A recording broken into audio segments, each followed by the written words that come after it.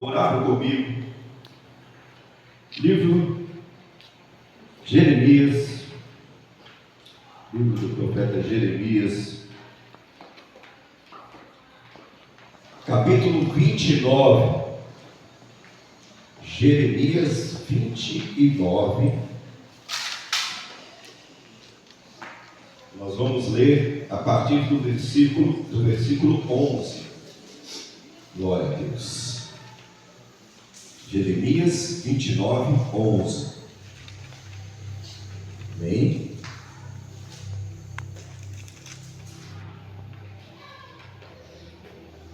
Vamos ler. Porque eu sei os pensamentos que tenho acerca de vós, diz o Senhor, pensamentos de paz e não de desgraça, para vos dar um porvir e uma esperança.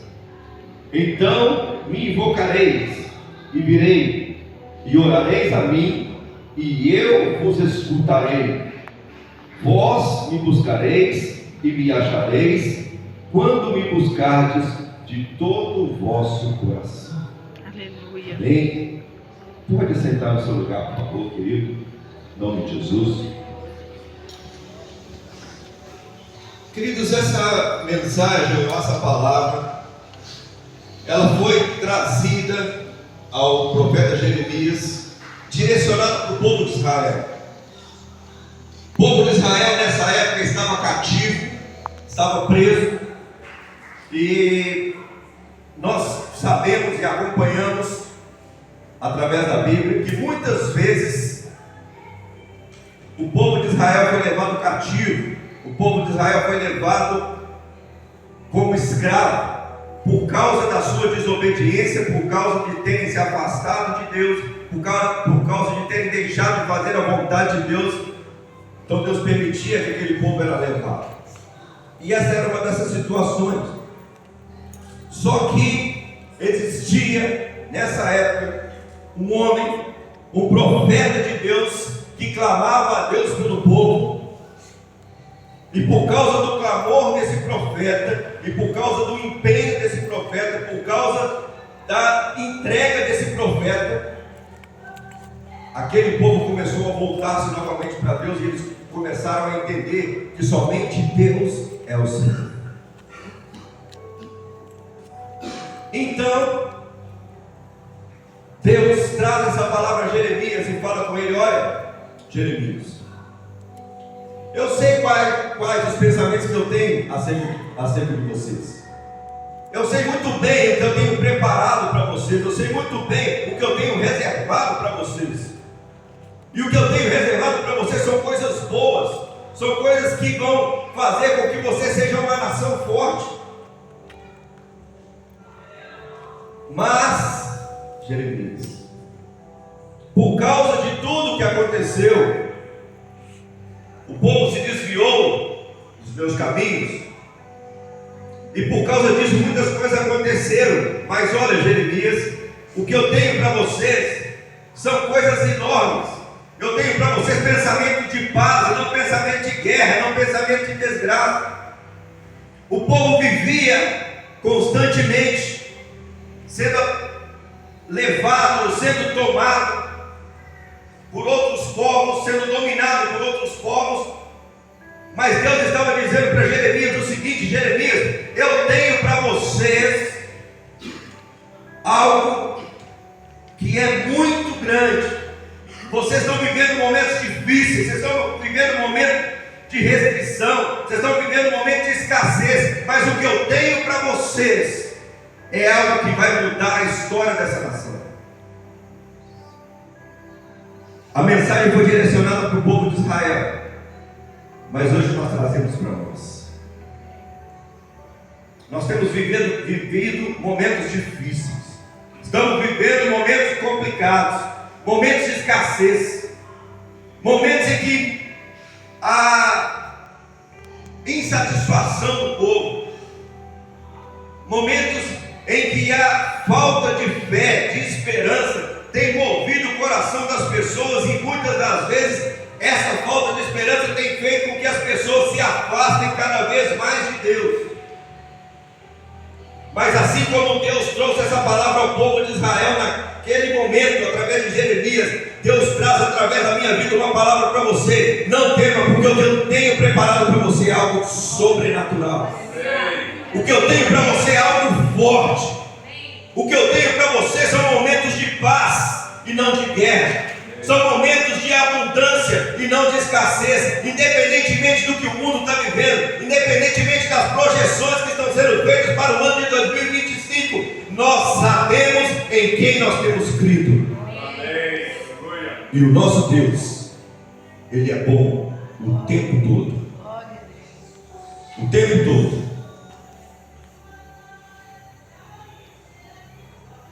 Jeremias estava como representante de Deus junto àquele povo.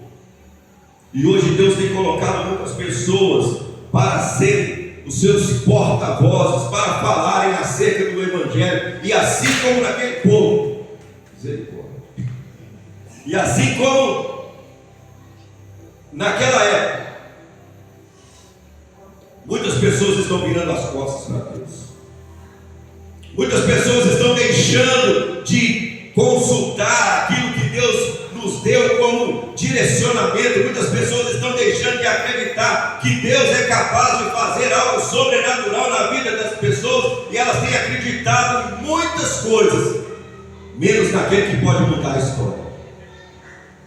As pessoas têm acreditado nos planos econômicos, as pessoas têm acreditado nas promessas dos governos. As pessoas têm acreditado na força do seu próprio braço.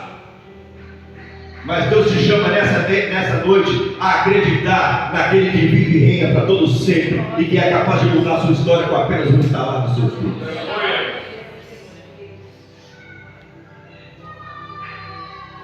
O que Deus tem para mim e para você são pensamentos de paz, são pensamentos de alegria, de prosperidade, são pensamentos de coisas que vão nos fazer caminhar com a nossa cabeça erguida, porque apesar de toda a situação adversa que nós temos passado nesse mundo, nós sabemos que estamos aqui de passagem, mas nós não somos daqui. E para onde nós vamos? A Bíblia diz que não haverá nem choro, nem ranger de dente. A traça não corrói, a ferrugem não corrói. Hoje os homens se matam por causa de riquezas, por causa de coisas materiais, por causa de bens. Mas a Bíblia diz que eu e você iremos morar numa cidade onde as ruas são de ouro. Aleluia. O que os homens hoje matam por causa disso estará debaixo dos nossos pés, servindo de passagem para nós, porque o que Deus tem para nós é muito maior do que o que esse mundo espera. A maior riqueza que você deve procurar nesse mundo é a sua salvação e a salvação da sua família. A Bíblia não diz em momento nenhum que se nós aceitássemos Jesus e se nós andássemos com Ele, que a nossa vida seria um mar de rosas e que tudo seria tranquilo. Não, a Bíblia não diz isso. Pelo contrário, a Bíblia diz: no mundo tereis aflições. Mas esse mesmo versículo continua dizendo: mas tende bom ânimo, porque eu venci o mundo. Aleluia. E vocês também vão vencer. Ele está dizendo: olha, não vai ser fácil não, vai ser complicado, vai ter hora que dá vontade de desistir, vai ter hora que dá vontade de sair correndo, de chutar tudo para cima e desistir. Mas quando você se vê nessa situação de querer abandonar tudo, de querer largar tudo, de querer chutar tudo para cima, lembre-se do que diz o salmista: eleva os olhos para os montes, de onde me virá o socorro. O meu socorro vem do Senhor, que fez os céus e a terra. O nosso socorro está lá. O nosso socorro está na mão de Deus.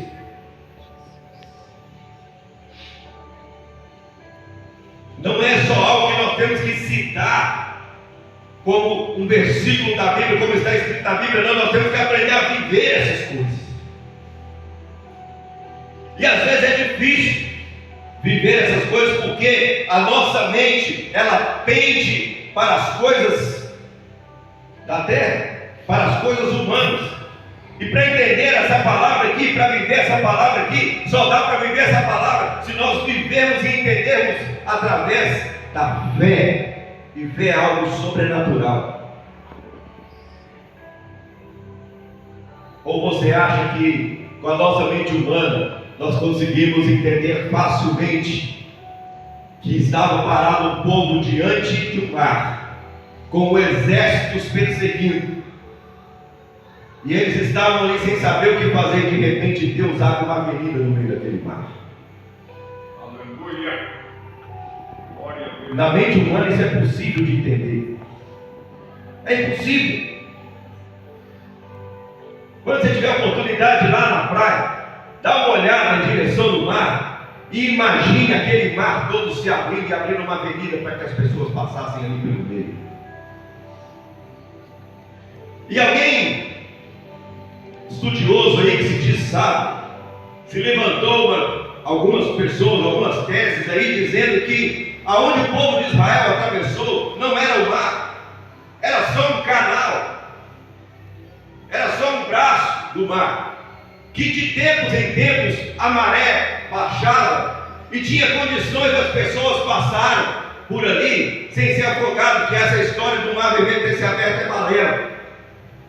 Eu quero te dizer uma coisa nessa noite: se o povo de Israel atravessou num canal ou num braço do mar e a maré estava baixa, o milagre foi maior ainda, porque no braço do mar, onde a maré estava baixa e o povo passou, um exército morreu afogado.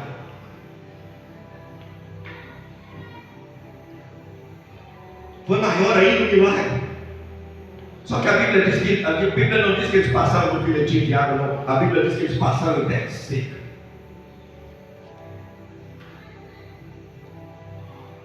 Mas isso só dá para acreditar pela fé.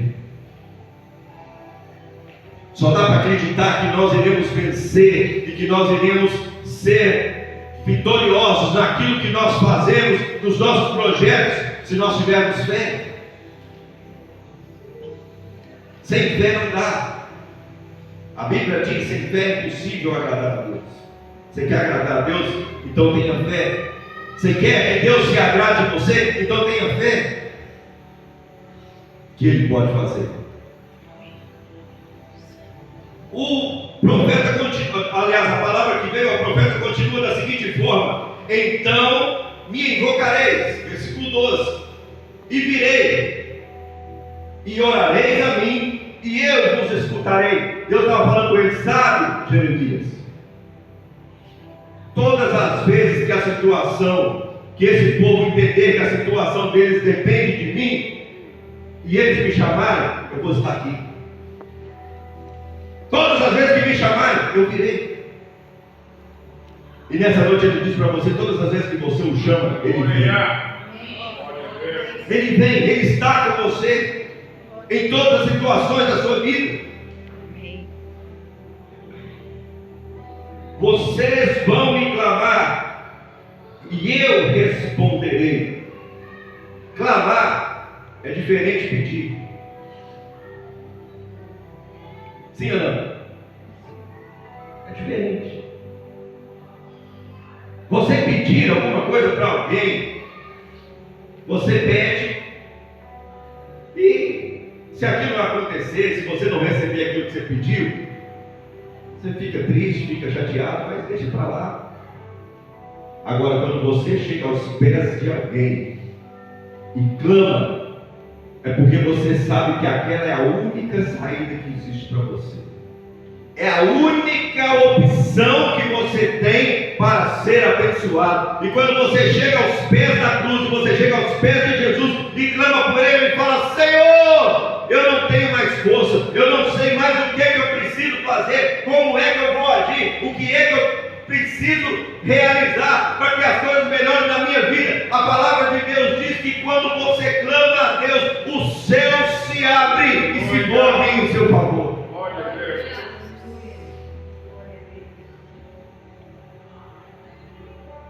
Nós cantamos aqui. Hoje foi ministrado aqui em cântico.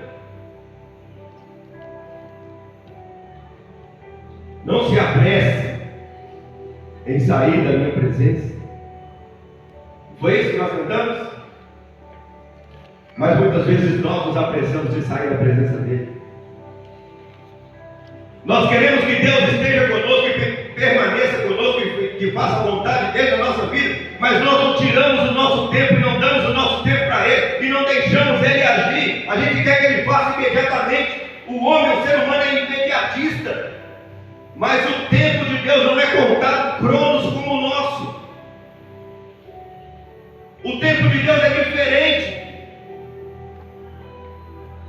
Mas a gente quer que ele faça no nosso tempo, do nosso jeito.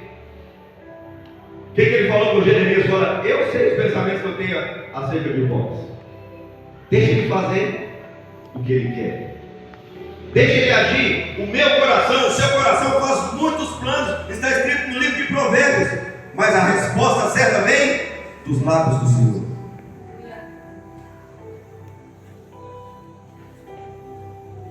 Provérbios capítulo 9. Está escrito lá. Eu durante muito tempo, ou desde criança, quando os meus pais foram, aliás, quando a minha mãe foi para a igreja primeiro, desde criança eu frequentava a igreja e eu fui criado dentro da igreja. E hoje nós estávamos até conversando, lembrando de alguns episódios lá de 1900 Adão e Eva, quando a gente ainda estava começando, né, as histórias lá de trás, a gente estava conversando hoje acerca disso. Eu fui criado dentro da igreja. E chegou uma época que, por burrice, não queria usar esse termo não, mas é esse termo que tem que usar. Por burrice, eu resolvi sair dos caminhos do Senhor. Ah não, eu já vivi muito tempo dentro da igreja, eu preciso conhecer as coisas que tem lá fora, eu vou embora. Eu saí. Só que eu sempre fui muito ativo dentro da igreja. Eu sempre fui muito presente dentro da igreja. E as pessoas da igreja começaram a notar a minha falta e começaram a ir atrás de mim. A minha mãe continuava na igreja nessa época, meu pai já tinha se convertido. E as pessoas mandavam um recado por eles, muitas vezes iam lá em casa para me procurar.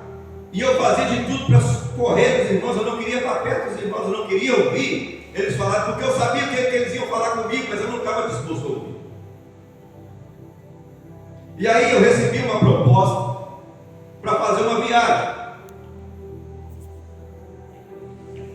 para Florianópolis. E eu falei, é essa oportunidade que eu precisava. Eu vou para Florianópolis, longe de casa. Esse povo da igreja vai parar de ficar no meu pé. Não tinha o WhatsApp para ficar me mandando mensagem. Está tudo certo, vou ficar lá um tempo. Quando eu voltar já esqueceram de mim, está tudo tranquilo. Continuou minha vida. E chegamos em Florianópolis. Quando nós chegamos em Florianópolis, na casa das pessoas que iriam me hospedar, eu fui informado de que o rapaz onde eu ficarei estava em uma festa de aniversário lá na Ponte Maruí.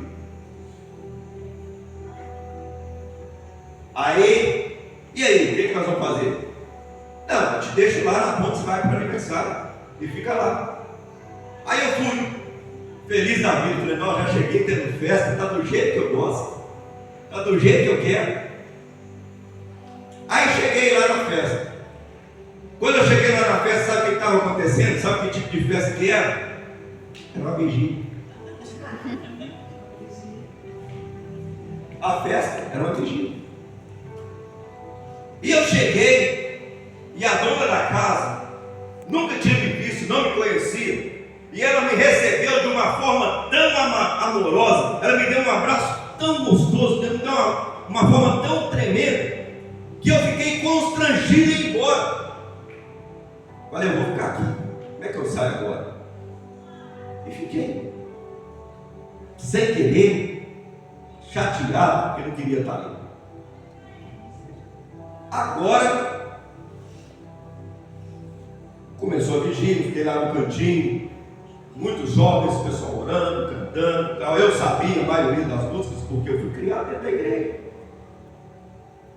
E ficamos ali, naquela vigília, passou a noite, não aconteceu nada comigo, as pessoas sentindo o poder de Deus, as pessoas se entregando, e eu lá como um estranho no ninho.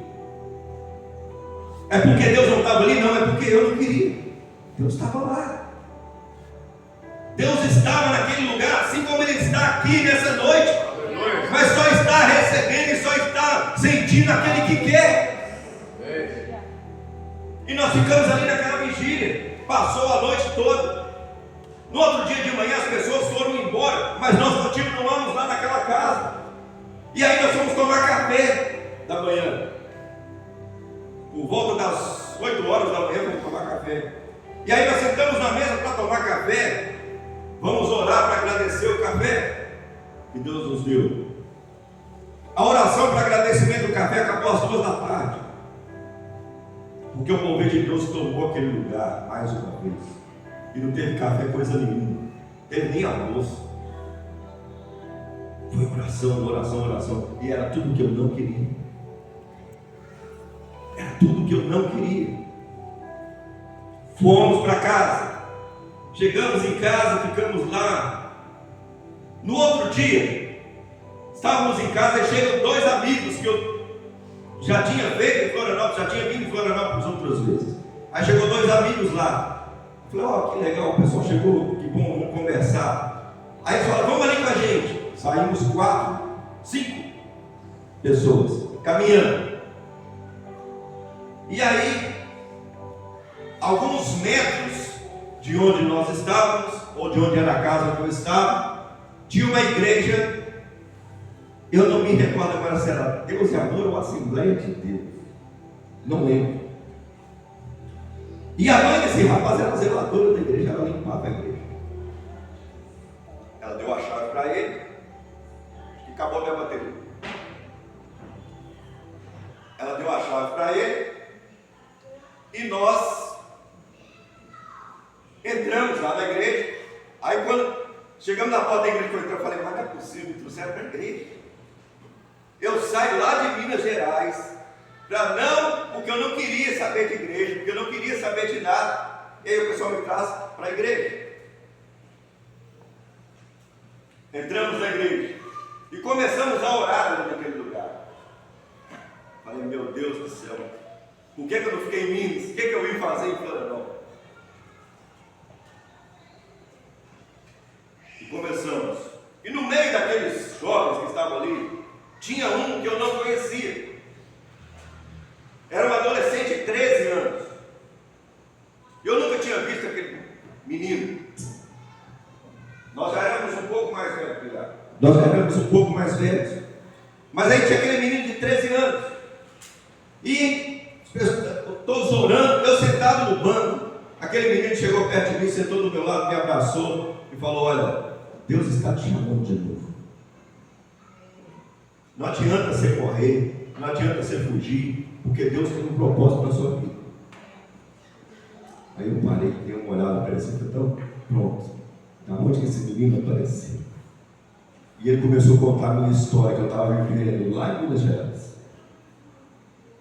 1.250 quilômetros quase de distância. E aquele menino contou a minha história toda como se ele tivesse vivido comigo. E aí naquele momento eu entendi.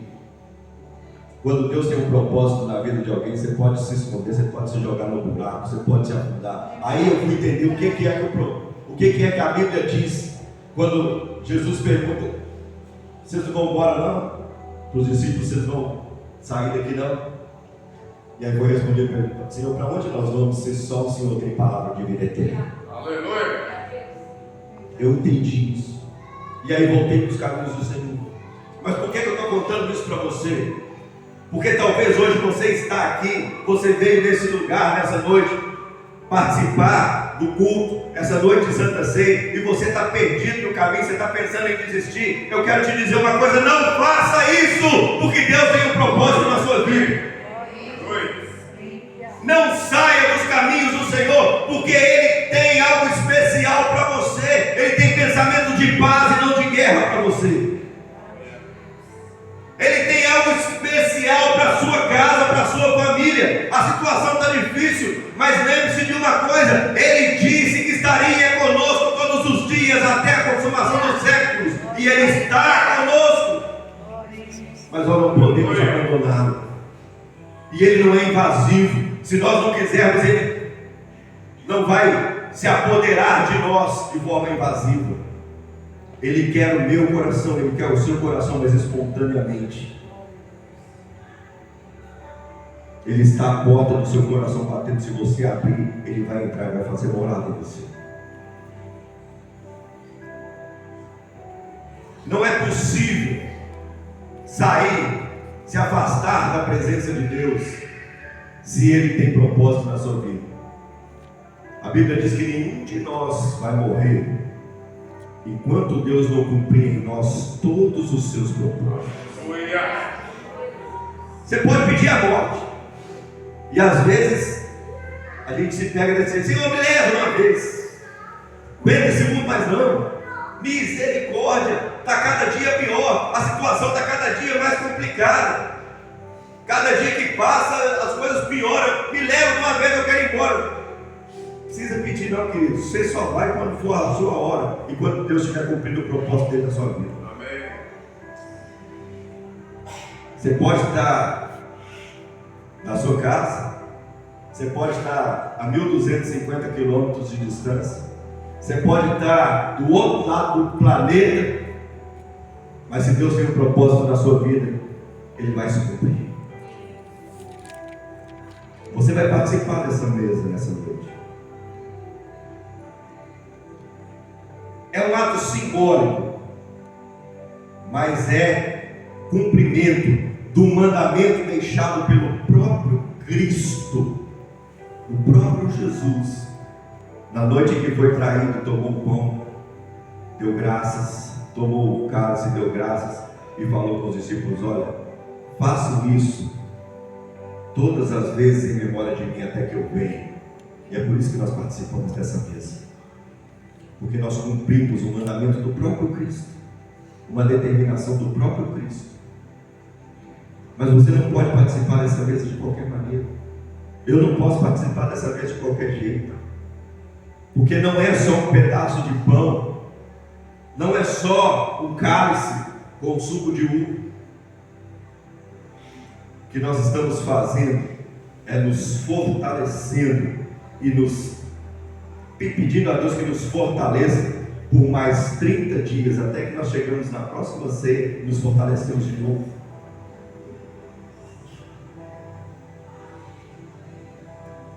E participar dessa mesa de qualquer jeito, ao invés de trazer bênção para a sua vida, segundo a Bíblia, traz condenação.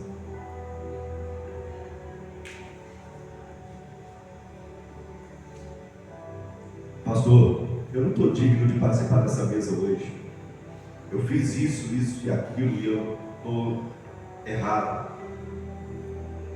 Querido, eu quero te dizer uma coisa que também está nessa palavra, que também está na Bíblia. Examine se você é a si mesmo. Examine a sua vida, examine o seu coração, examine tudo que você tem feito. E se você entender que não está preparado, ore ao Senhor, peça perdão. Não sou eu, não é os pastores dessa igreja que vão julgar se você é capaz ou não de participar dessa mesa. Você tem a oportunidade de falar com o Senhor dos Senhores e falar com Ele: Senhor, me perdoa por isso, por aquilo que eu fiz. Me perdoa porque eu andei de forma errônea. Eu quero, Senhor, fazer um concerto contigo nessa noite, e eu vou participar dessa mesa como a renovação da minha aliança contigo. E a partir de hoje eu não vou mais andar da forma errada como tenho andado.